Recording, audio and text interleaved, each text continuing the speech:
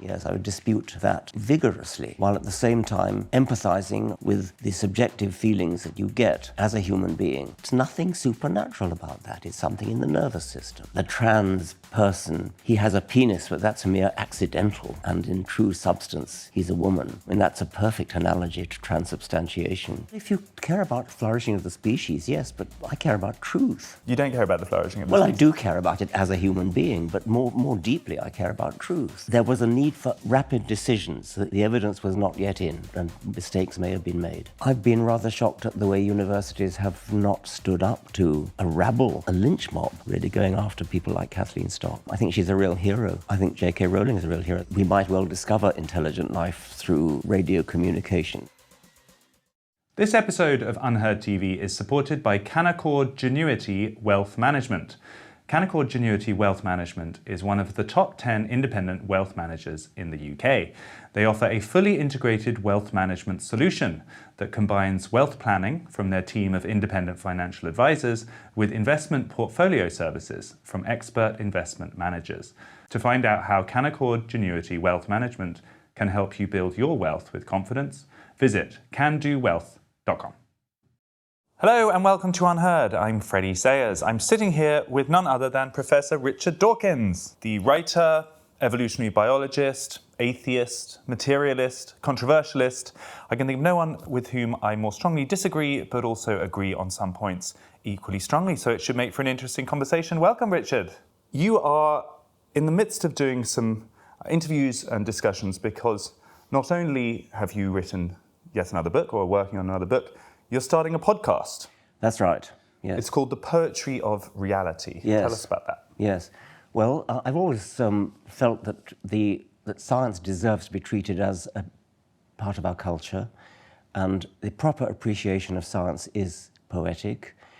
It's one of the supreme poetries that we can enjoy is the poetry of reality, the magnificent fact that the universe has given rise to us, these supremely complicated beings capable of even understanding where we came from.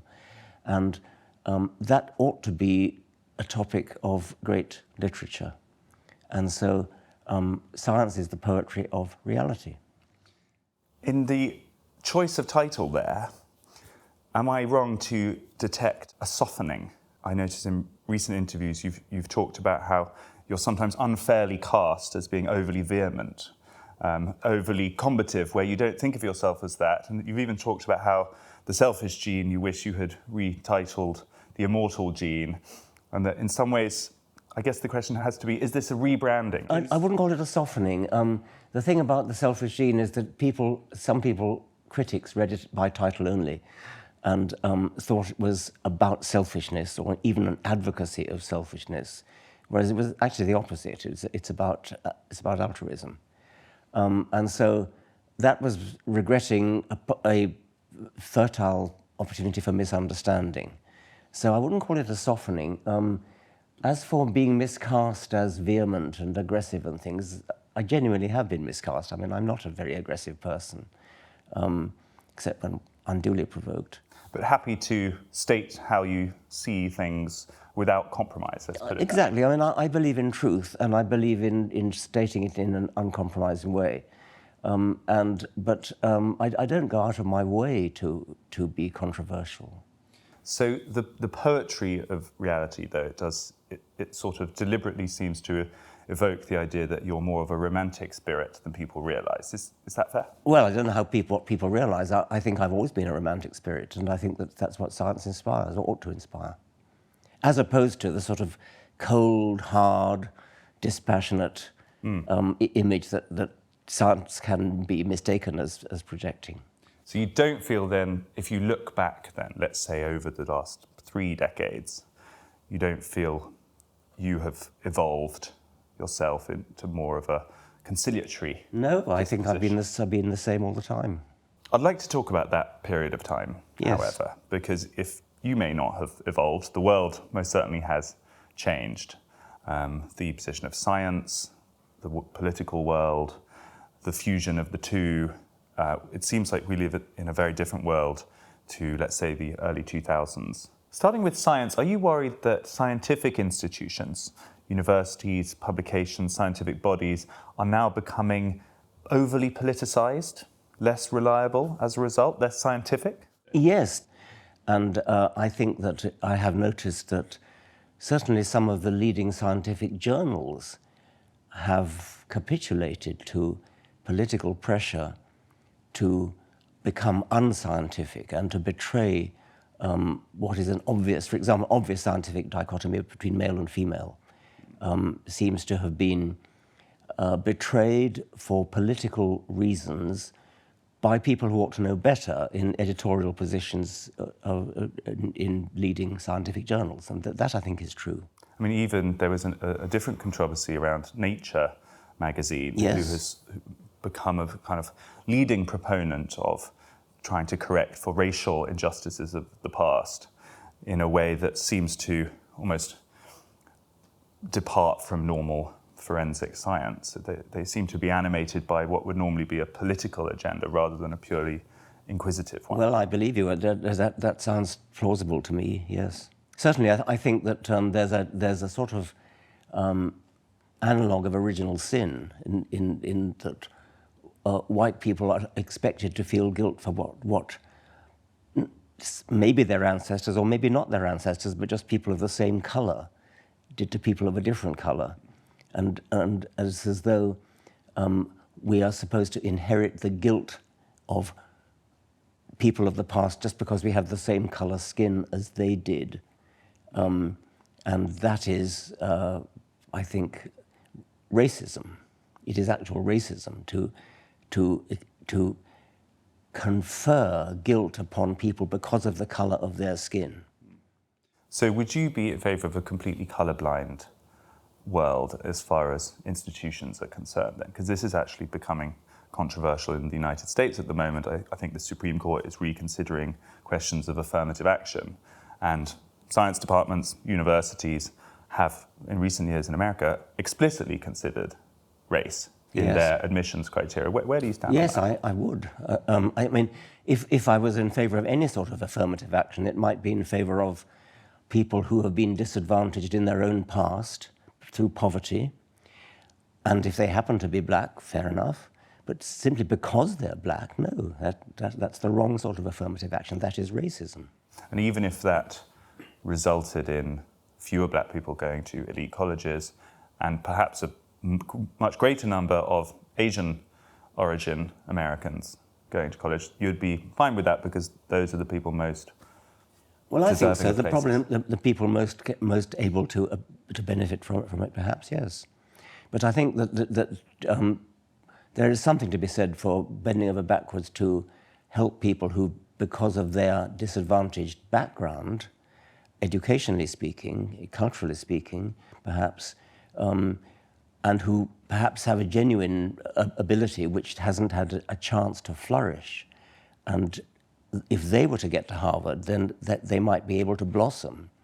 And so I am in favour of, I wouldn't call it affirmative action necessarily, I would call it intelligent looking for talent, which is what we try to do at Oxford, or in my time we did anyway. We tried to sort of recognise that somebody might be not so well groomed for an entrance exam or for an interview, but who has showed signs of genuine talent, and that should be picked out and given a chance to flourish. So would you extend that principle more universally? Because this is really a hot topic at the moment, this concept of equity, which again is very popular. The current president of the US explicitly signs up to it, which, as I understand it, is engineering outcomes essentially by category.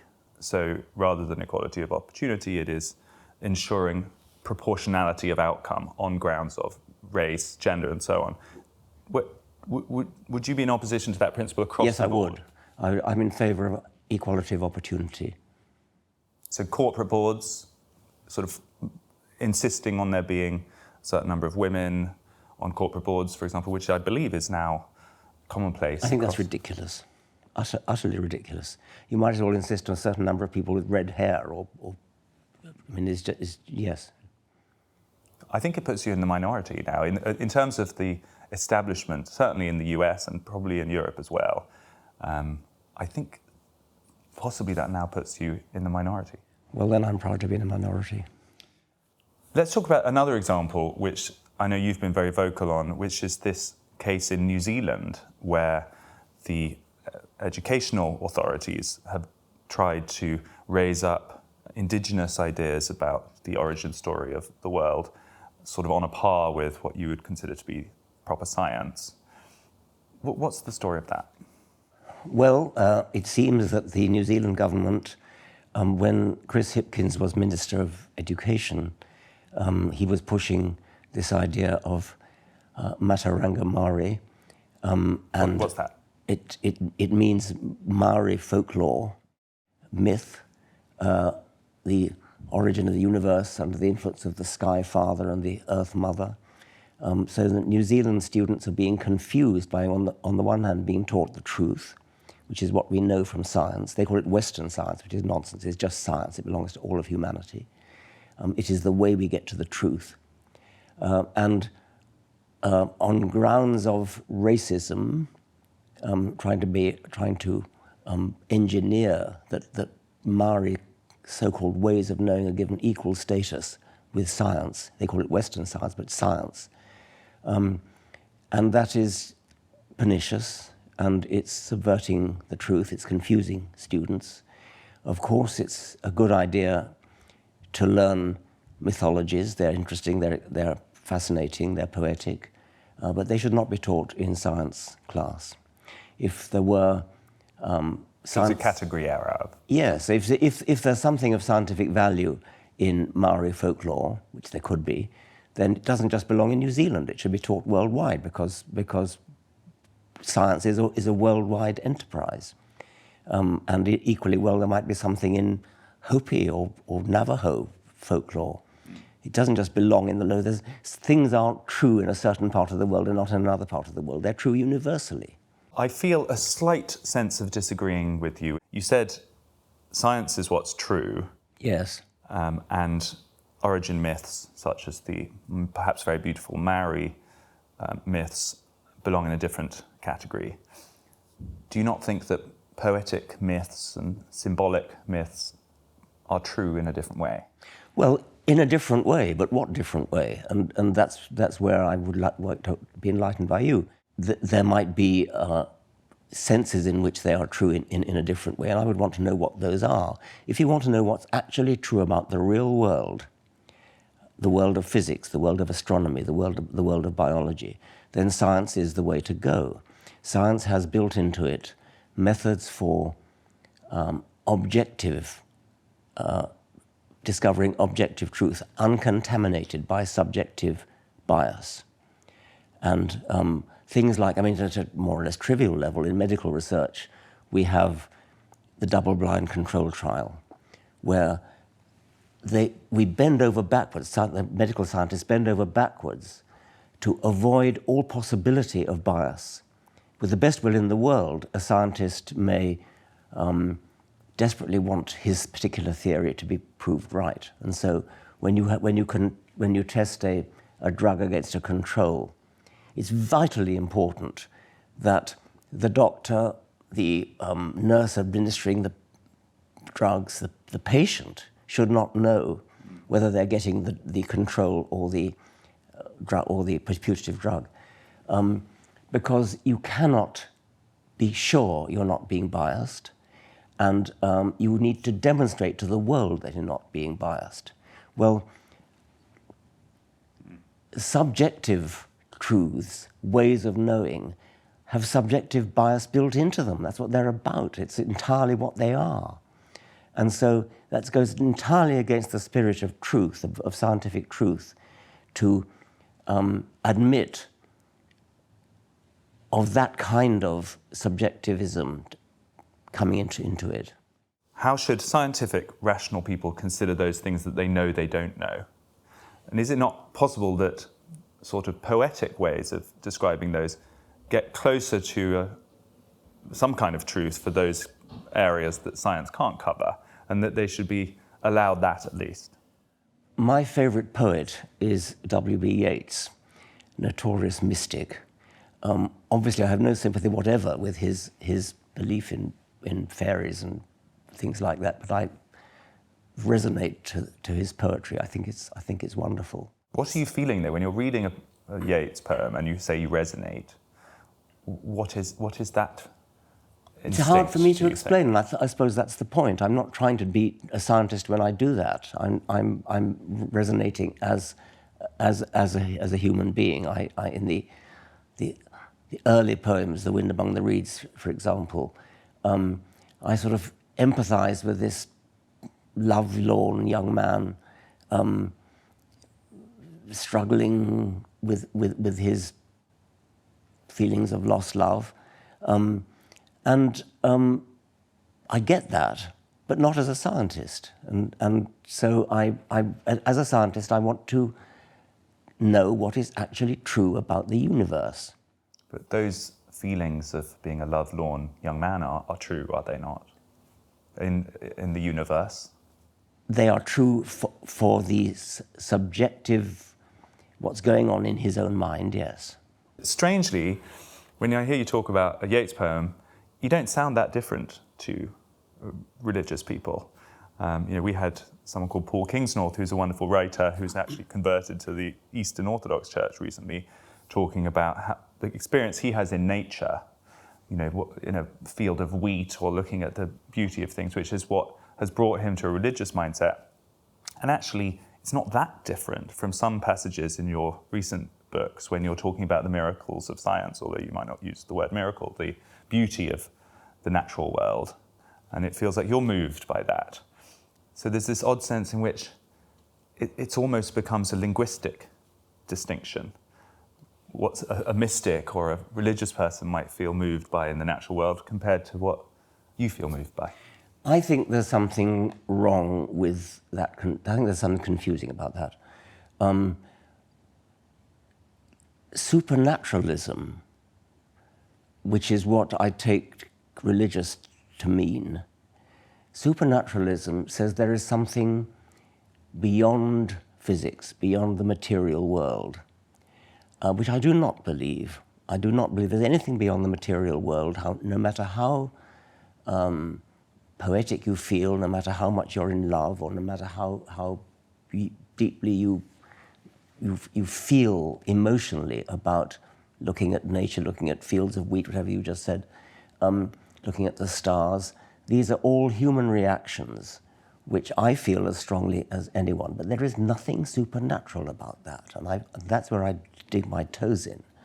And that's where I would dispute, Paul Kingsnorth, did you say? Yes, I would dispute that vigorously, while at the same time empathizing, I would hope maybe as deeply as he does, with the subjective feelings that you get as a human being when contemplating. In my case, it might be the Milky Way. I get a feeling in the pit of my stomach when that happens. There's nothing supernatural about that. It's something in the nervous system. That's not to demean it. It feels real to me, but it's not truth in the scientific sense of that which really is actually physically true about the material world. Some scientists and some, I believe, physicists who are focusing on sort of other potential dimensions, on some of the more hard to grasp theoretical physics, might allow for the possibility that there are whole ways of seeing the real world that we don't yet understand. Yes. I just wonder whether there's any chance in your mind that some of those feelings that you think are just sort of synthesized by our material selves might alternatively be perceiving physical realities that we don't yet have a way to analyze. As it happens, I'm going this evening to have a meeting in London with Lawrence Krauss, the theoretical physicist who's just written a book called The Known Unknowns, which is about that which we don't know. And physicists are proud to admit that there's a lot that they don't know, and they're working on it. And it is entirely probable, that there are beings in the universe who already do understand things that are beyond our understanding, Our brains simply aren't big enough to understand these profundities about the universe. But to somehow equate those with mystical feelings that you get when you're in love or when you contemplate a rose or something, that's religious feelings. Yes, or religious feelings. That's naive confusion. As I understand it, your theories of evolution and natural selection maintain that most things about human nature and the human body and our evolved selves are there for a purpose because they have been selected into being. Okay, let me just stop you there. I happen to be one of those who does rather believe that. But I might even be in a minority of biologists there. Quite a lot of biologists feel that they call me an ultra-Darwinian. Right. And feel that there's a lot in life that is not actually Darwinian, in the sense that it's not actually designed by natural selection, but is there by chance. And so I just stopped you to put that in perspective. Well, I think that makes it even more true. If you're an ultra-Darwinian, that should make you even more respectful of those things that are perceivably there in human nature. That's right. And so for the religious impulse, or mystical impulses, or those feelings that we've just been talking about, should we not view them as more likely to be more intelligent than purely a kind of mistake so possibly by the logic of being an ultra-Darwinian, one should respect the religious impulse as possibly being wiser and more purposeful than you have done so far? Not wiser and more purposeful. They're possibly there for a reason. I readily agree that because it's a human universal, pretty much. I mean, if you look anthropologically speaking, some sort of religion is universal. Therefore, it's highly probable that it is indeed of Darwinian advantage, and that I get. It doesn't mean it's true, though. I mean, you could say the tendency to be religious, the tendency to believe in something supernatural, the tendency to think there's something higher than you, the tendency to think that,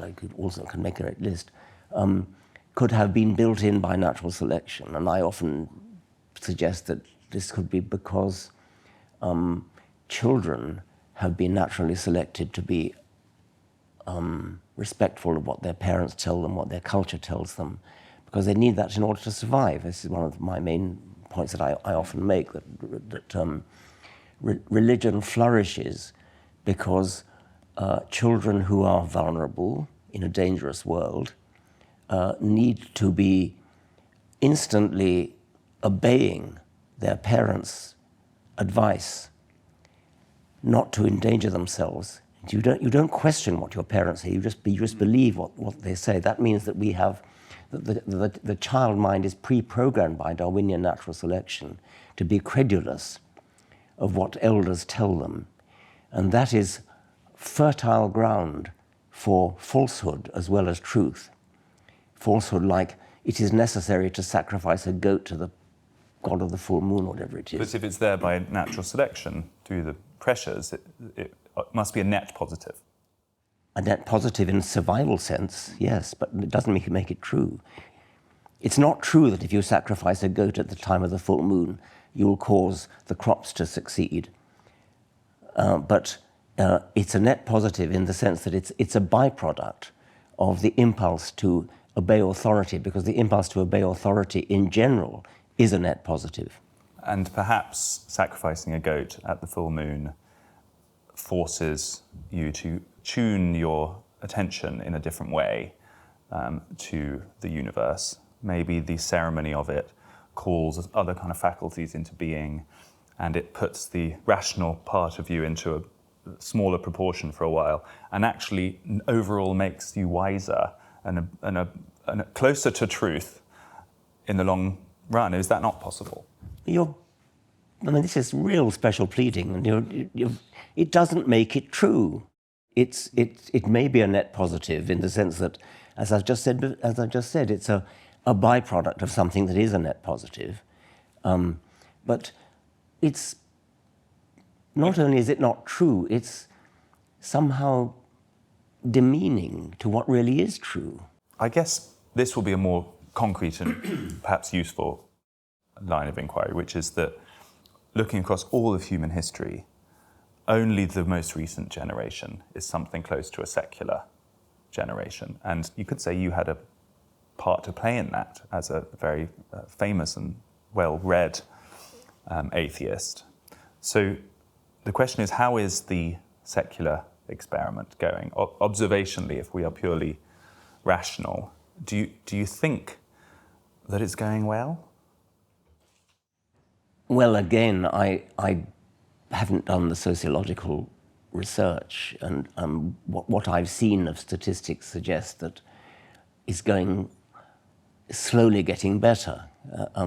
Statistics showing in Britain that the number of people who profess some kind of religion is going down. It's now below 50%, which is the first time that a British census has shown that to be the case. In America... Would you celebrate, or you think it's good? Yes, I do think it's good. And similarly in America, America is lagging behind in this respect, but it's still going in the right direction. Those are the only figures I've seen. And apart from that, all I can do is offer you my intuition, which is worthless. But then, as you put yourself, things like the idea of a new original sin being discovered in the world of kind of race yes. fixing and all of that. There's this famous book by Tom Holland called Dominion, which has been very influential in suggesting that a lot of the what we consider to be secular Western ways of thinking our morality is still drenched in Christian thinking. So perhaps although people aren't describing themselves as religious in the census, they've just moved those religious intuitions into other realms, such as all of these newfangled ideas. Yeah, I think that's very likely true. And I mean, if you look at the trans business, you can make a good religious case for that as well. I make an analogy with, and probably others have as well, with the Catholic doctrine of transubstantiation, where the wine in the Aristotelian accidentals remains wine, but in its true substance becomes blood. Similarly, the trans person, he has a penis, but that's a mere accidental, and in true substance, he's a woman. I mean, that's a perfect analogy to transubstantiation. It even begins with the same trans prefix. So which is better then? I mean, we've gone through this whole process. We've had a whole generation who's been now brought up reading your books and Christopher Hitchens and the rest of it, who are now ardent and proud atheists, and then they end up believing things like you just described, and that has all sorts of societal repercussions. Should we now look back on the great new atheist moment with regret, do you think? No, I don't get that at all. It's just an interesting analogy to point out that there is a strong religious element to a current political fad. So what? The question is a purely empirically, practically, in terms of the success of our societies, the peace and prosperity of the world, is conventional religion, or what appears to be its successor, which are new, slightly strange ideologies that don't formally belong in the religious category, but as you say, have religious aspects. Which one will be proven to be more successful for the flourishing of the species? I guess we still don't know, but early signs are that this new kind of religion, which thinks it's secular, has some quite major problems attached to it. Well, if you care about flourishing of the species, yes, but I care about truth. You don't care about the flourishing of the species? Well, I do care about it as a human being, but more deeply, I care about truth. So if your sense of truth would lead to the annihilation of the no, I mean, would you be content with that? I would not be content with that, but I'm pretty sure it wouldn't happen. I mean, I think that the truth actually is a genuine value. I mean, I believe that a true scientific outlook on the world would actually be best for the flourishing of humankind. You mentioned scientific truth. We have to talk about the most recent scientific controversy of the age, which is the COVID era. It feels like we are now just emerging from it, and finally some sort of perspective is beginning to be put in place. It feels to me like the authority and trust in science was enormously damaged during the COVID years by what I would call overreach, overclaiming by scientific authorities, and the concomitant backlash that came alongside it. So there are now millions, many millions of people who intuitively distrust whatever they are told by scientific authorities. I suspect many more millions than were there just 3 years ago. What's your overall sense of the COVID era before we delve into specific points around it? Do you think it was a moment of scientific glory, or do you think it was something that was a little bit problematic? I think glory in that with unprecedented speed, vaccines were developed, and that was a tribute to molecular biology, where the fact that it was possible almost instantly to sequence the genome of the virus, and the genome was transmitted over the airwaves directly to labs all over the world, and labs in America and Britain and elsewhere immediately set to work developing vaccines with, as I said, unprecedented speed. That is magnificent and is a tribute to science and was a glory of science. As for whether humans mistrust or trust science, that's their business, and I haven't done the sociological research. But the vaccines, since you mentioned them, were enormously over-promised in terms of what their effect would be. They were originally sold to the public as 95% effective in the true sense of not getting infected with the virus if you take it. That was then endlessly revised downwards, and in the end we were told it didn't stop transmission, they only improved outcomes for vulnerable patients, which was very different to what was said originally. And meanwhile, there was this enormously heavy-handed policing of whether people should take them, including, in many places, mandates or near mandates. And that was very uncomfortable to watch. Do you think that's the speed true? with which things were happening means that it's very difficult for people entrusted with authority to give advice. And normally there's much more time in order to examine all the evidence and give balanced, wise advice. When you're required to give advice almost instantly, there inevitably are going to be mistakes. I'm so surprised that you're not more critical of that era. As someone who champions robust debate, champions learning from errors, admitting when things weren't exactly what you thought they were, it feels like it was a real classic example of just the politicization we're talking about, where authorities were way over the top. Okay, well, probably then what they should have done, and with hindsight they should have done, said, well, actually we don't know, we're uncertain, our best advice we can give is so-and-so.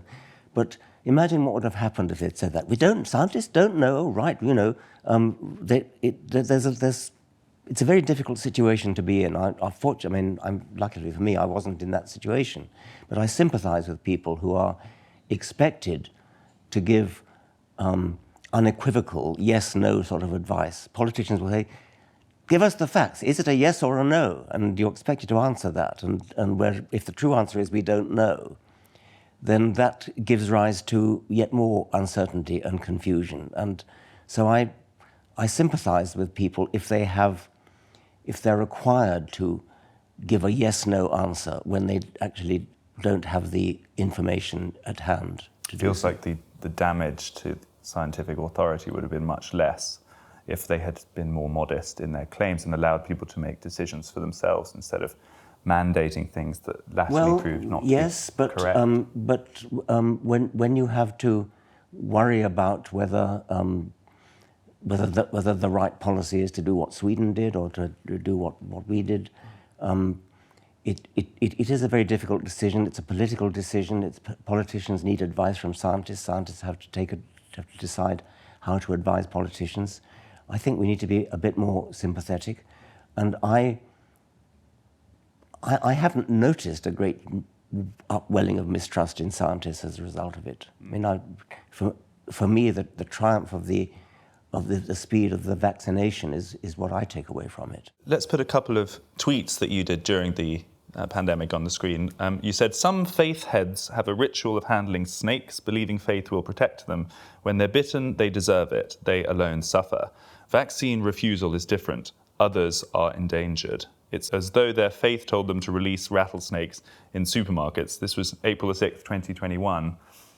That kind of tone, which was very common among people of influence such as you, which was really vilifying people who were hesitant about taking the vaccine, in retrospect seems too much, doesn't it? Because maybe they were more right than we realised. Do you take that back? Well, I've become aware that the conventional wisdom about vaccination, which is that it's a matter of altruism, because it's not simply a matter of saying it is my private business whether I'm vaccinated or not. And in the case of the measles vaccine, for example, it really is a matter of altruism, because if you don't get vaccinated, then you are part of the problem if there's a measles epidemic. I thought that would be the case with COVID, and it's now not entirely clear that was right. And so to that extent, I would take that back, yes. Do you now have a view on lockdowns, since we're doing a little tour of the COVID era? No, I don't have a view. I'm not I should say, as a half Swedish person, we've paid a lot of attention to it, and you talk about double-blind trials and scientific process. The fact that Sweden has emerged from the longer period with the lowest excess death count of all of the European countries seems to be quite an important scientific point of evidence that possibly lockdowns were not necessary. That could be true, and as John Maynard Keynes is said to have said, when the facts change, I change my mind. What do you do, sir? And so yes, there was a need for rapid decisions. The evidence was not yet in, and mistakes may have been made. Some people have said that the kind of corruption of those scientific institutions that became evident during COVID goes much beyond the COVID example. So I'd really like to see what you think about that. For example, the whole peer review system. There's a scientist called Jay Bhattacharya, who we've interviewed a number of times on this channel. He thinks the whole method for getting funding for scientific projects and for ascertaining scientific theories needs overhauling, because it has rewarded timidity by being overly reliant on what the mainstream of your peers think. And the experience he had during COVID was that he was completely kind of demonized for taking a different view on lockdowns, and it's gradually, so the mainstream is shifting towards his position over time. But do you share that idea that possibly there are actual structural problems now with possibly the peer review system and the way scientists get funding that needs serious attention? Yes, I do. I think no system is perfect, and there are obviously things wrong with the way peer review works in practice. There are things you can try to do, like to anonymize papers, just put this is author A and author B rather than giving them names. There are papers that get published because author A happens to be a very eminent Nobel Prize winner, and people don't believe so peer review is not a perfect system, and it's hard to think what would be a perfect system. But in this social media age, I mean, I think that was so clear during COVID that scientists and institutions like university are as vulnerable, if not more vulnerable, to this kind of peer pressure and fear of being cancelled, fear of being on the wrong side of where the mainstream is, and peer review seems possibly just to play into that. Yes. And I rather like those heroic scientists who go off on their own and don't need grants and just get on with their research.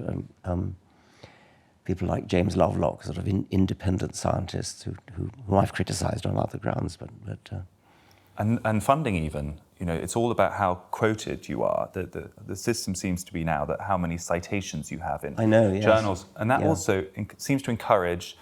The closer you are to the centre of the parabola, the more generally acceptable your views are, the more popular you're going to be, and the more funding you're going to get. It's awfully easy to be critical, though, and say, and you've got to think of a better system, and it's quite hard to think of one. And I agree that peer review is not perfect, and the way funding is done is not perfect, and it'd be nice to think of better ways of doing it. And we need to be constructive rather than just say it's a terrible system. We need to try to think of a better system. It's quite hard to do so.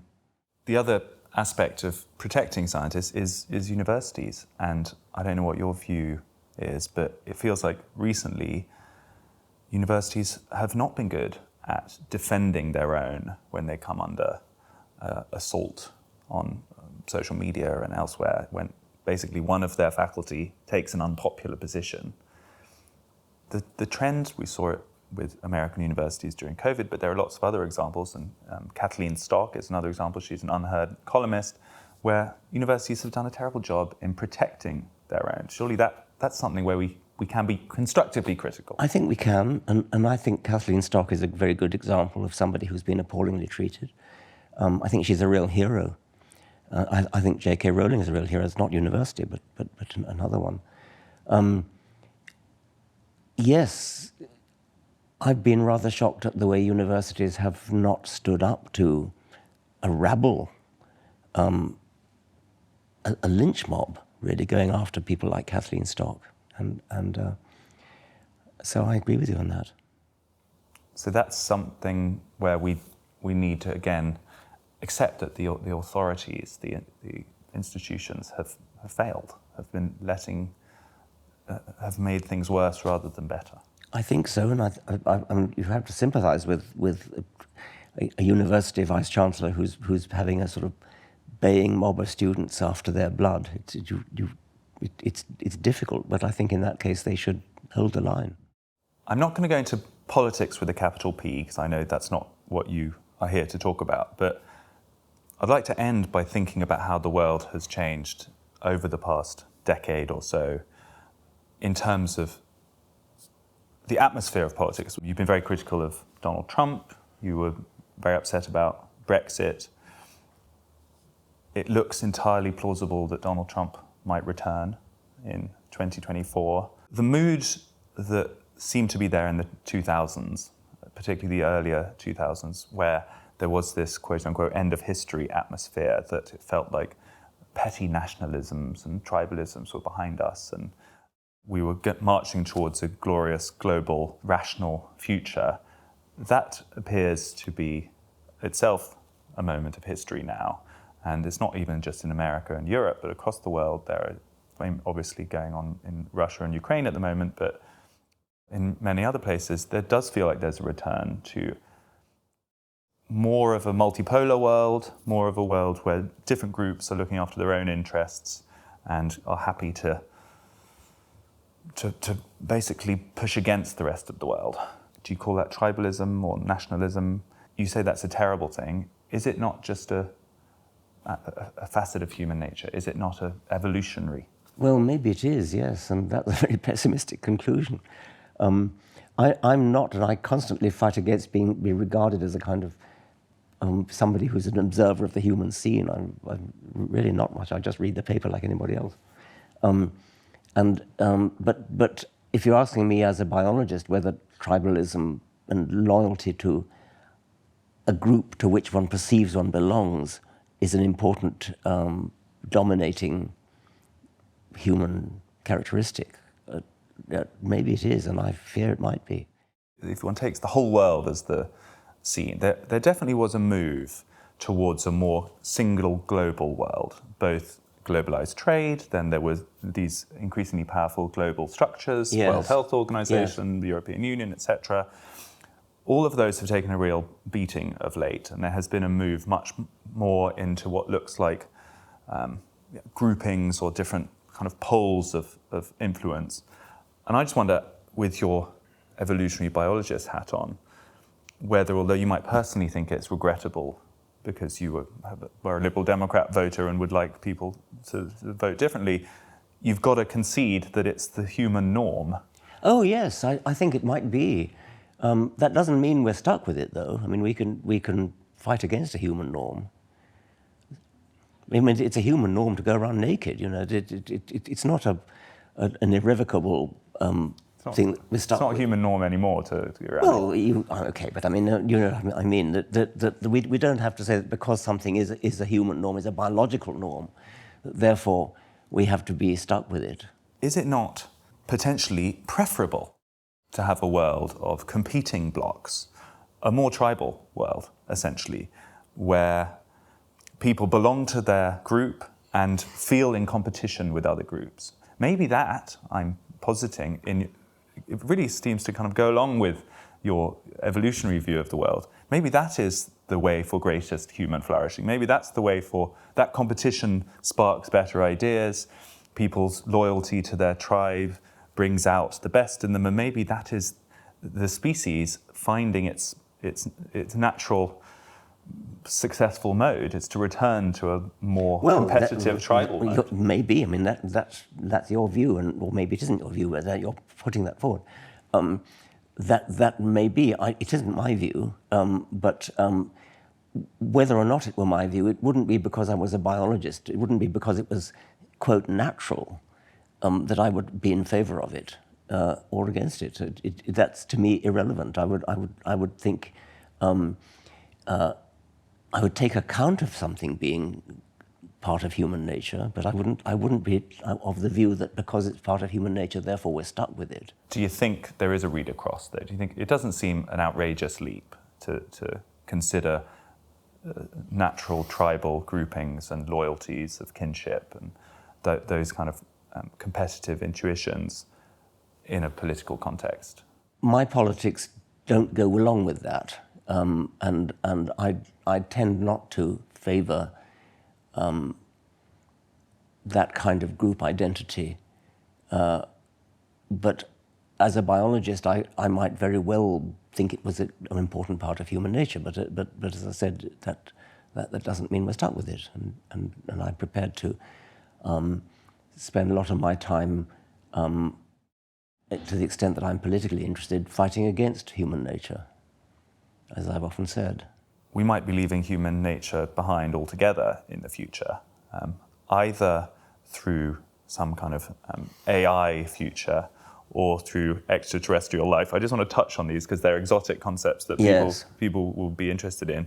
Explain, first of all, with your materialist hat on, how you think AI could, in theory, supplant organic life. Well, the brain is a material object, and what it does is, although we don't understand it in full now, it must have a scientific explanation, and it must be the case that whatever the brain can do, in principle, could be done by a simulation, and so an artificial intelligence must be capable of doing what the human brain can do, and there's no obvious reason why it shouldn't be greatly superior to it. And so it is conceivable that an artificial intelligence could greatly surpass what the human brain can do. And in many ways, that's a very frightening prospect. Many people are very frightened of it. I haven't decided whether I'm frightened of it or not. I think I could imagine it going both ways, but as a materialist, I can't deny that it's possible. So one potential end of humanity then is being supplanted by artificial intelligence. We've got to end with the prospect of other forms of life? Because this is something you talk about that I think people might be surprised that you give so much credence to, or so much are so ready to entertain the possibility of extraterrestrial life. Really? To some people, it belongs in the kind of conspiracy corner, which you would be completely opposed to. So, no, not at all. How likely do you think it is that extraterrestrial life exists? Oh, very likely. I mean, when you think of the sheer number of opportunities there are in the universe for it to exist, I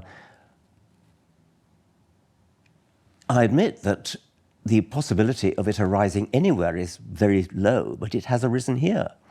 And that's what's surprising. That's what's a wonderful fact, that however improbable it is that life, let alone intelligent life, should spring into existence and evolve to the point where it can understand its own existence, which is what it has here. That was what's improbable. But given that that happened, to deny that it happened anywhere else would be to suggest that the origin of life on this planet was a ludicrously, ridiculously improbable event, which I don't think I want to do.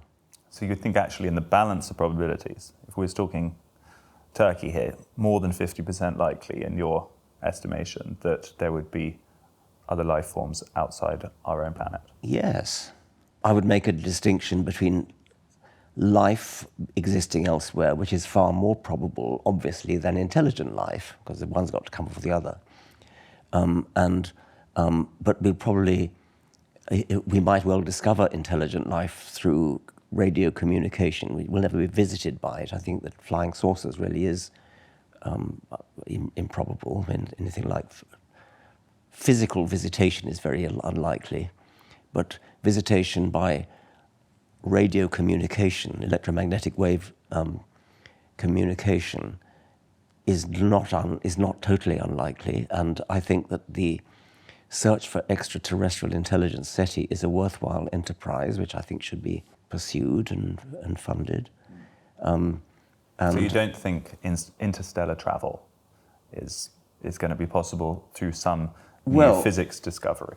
Well, that's very, very far in the future because of the huge distances involved. I mean, so far we're into interplanetary travel within the solar system, but light years is very long distances for solid physical objects. So if Elon Musk is successful at getting human beings to Mars in your lifetime, would you volunteer? Oh, no. Mars is just the backyard, by the way, of course, that's not in Interstellar. No, I wouldn't volunteer, but I might, as you know, yes, perhaps the last thing I did if I knew I was dying, yes. Well, I think that's a great note to end with. Elon, if you're watching, Richard Dawkins is potentially a volunteer for your first Mars trip. Professor Dawkins, thank you for your time. Thank you very much. There you have it. That was Professor Richard Dawkins.